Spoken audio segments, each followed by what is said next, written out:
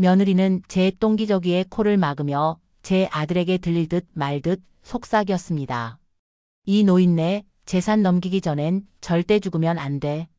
저는 갓난아기처럼 눈만 껌뻑이며 그 모든 말을 토시 하나 틀리지 않고 전부 듣고 있었습니다. 며느리는 모를 겁니다. 제 흐릿한 눈동자 뒤에서 서늘한 분노의 칼날이 번뜩이고 있다는 것을. 제가 왜 제 아들놈의 집 안방 침대에 똥기저귀를 찬 채 누워 이런 모욕을 당하고 있었냐고요? 이 모든 것은 제 인생을 건 가장 완벽하고 서늘한 복수극의 시작이었습니다. 그리고 저는 그들의 모든 것을 빼앗기 위해 제 인생 마지막 연기를 시작하기로 결심했습니다. 불과 1년 전까지만 해도 저는 평생을 바쳐 이룬 식당을 아들에게 물려주고 평범한 노후를 보내는 어머니였습니다. 제 이름은 오정숙, 올해 75입니다. 하지만 최근 들어 기억이 깜빡깜빡하고 물건을 어디에 뒀는지 자꾸 잊어버리는 일이 잦아졌습니다. 치매 초기 증상이었죠. 처음 아들 내외는 저를 걱정하는 척했습니다. 하지만 그들의 걱정은 그리 오래가지 않았습니다. 어느 날부터인가 며느리는 저를 어린애 취급하기 시작했습니다. 어머니 또 잊어버리셨네. 어머니는 이제 아무것도 하시면 안 돼요.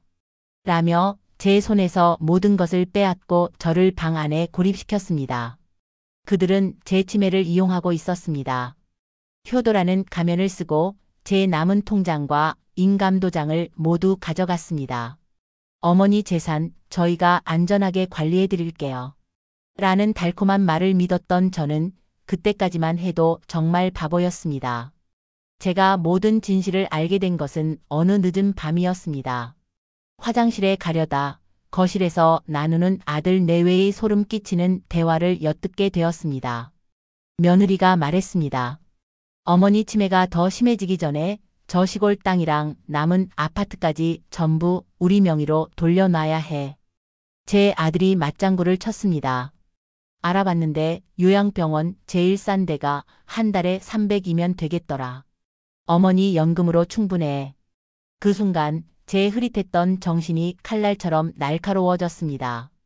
아, 이놈들은 내 남은 재산을 모두 빼앗고 나를 요양병원에 버릴 작정이구나. 눈물이 나오지 않았습니다. 대신 심장 깊은 곳에서부터 차가운 분노가 끓어올랐습니다. 평생을 바쳐 키운 아들이, 제 모든 것을 내어준 그 아들이 저를 내다 버릴 계획을 세우고 있었습니다. 저는 조용히 방으로 돌아와 누웠습니다. 그리고 결심했습니다. 그래, 너희가 원하는 대로 완벽한 치매 노인이 되어주마.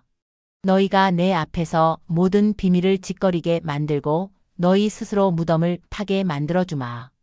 그날 이후 제 인생을 건 마지막 연기가 시작되었습니다. 저는 완벽한 치매 노인이 되었습니다. 일부러 음식을 옷에 흘리고 숟가락을 제대로 쥐지 못하는 척했습니다. 방금 밥을 먹고도 얘야, 밥은 언제 주니? 라고 묻고 가장 사랑하는 손녀의 얼굴을 보고도 아가, 너는 누구니? 라고 묻기도 했습니다. 제 연기는 완벽했습니다.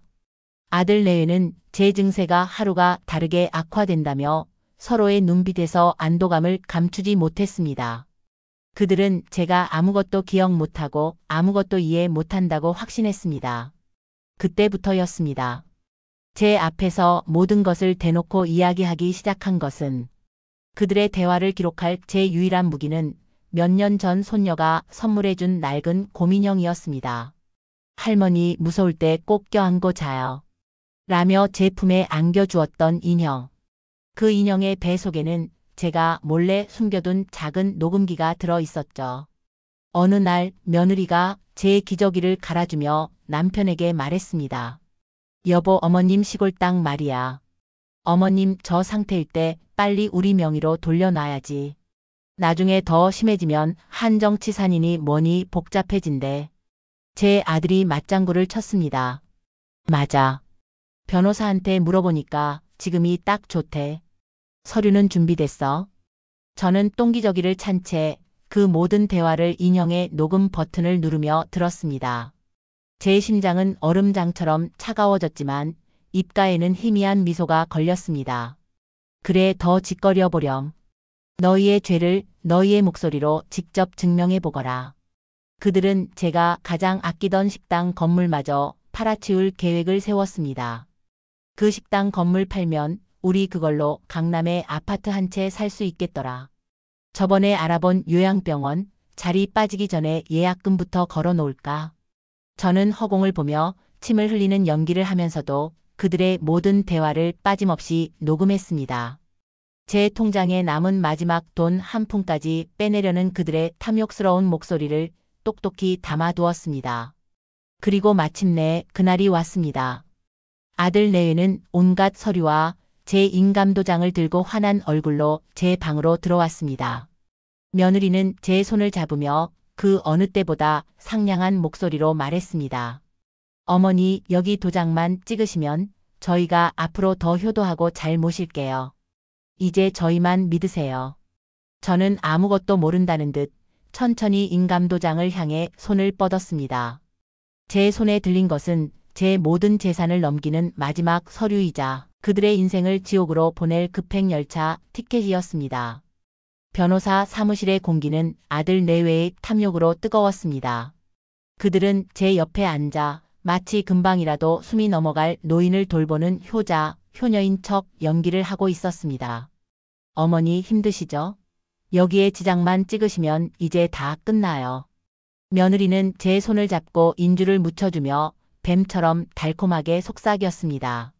저는 아무것도 모른다는 듯 떨리는 손으로 서류 위에 지장을 찍었습니다. 그 순간 아들 내외의 얼굴에 감출 수 없는 희열이 스쳐 지나가는 것을 똑똑히 보았습니다. 모든 것이 끝났다고, 마침내 승리했다고 생각했겠죠. 변호사가 마지막 서류를 정리하려던 바로 그때였습니다. 제가 허리를 꼿꼿이 펴고 지난 1년간 단 한 번도 내지 않았던 맑고 또렷한 목소리로 입을 열었습니다. 잠깐만요, 변호사님. 방금 제가 찍은 그 모든 서류 법적으로 전부 무효입니다.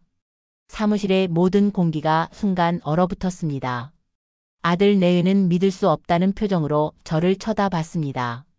저는 그런 그들을 향해 제 인생에서 가장 차가운 미소를 지어 보였습니다. 어머니?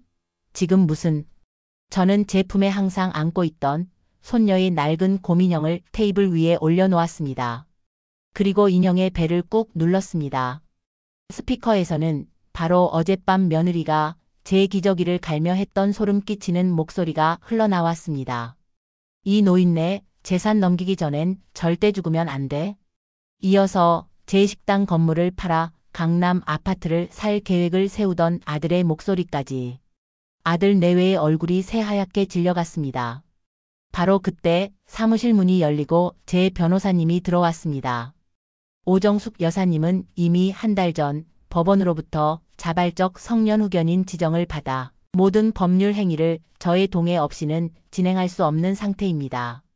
따라서 방금 체결된 모든 재산 양도 계약은 원천 무효이며 두 분은 사기 및 존속 학대 혐의로 고소될 예정입니다. 제 변호사님의 말에 아들 내외는 그 자리에 주저앉고 말았습니다. 저는 자리에서 일어나 제 아들에게 다가갔습니다.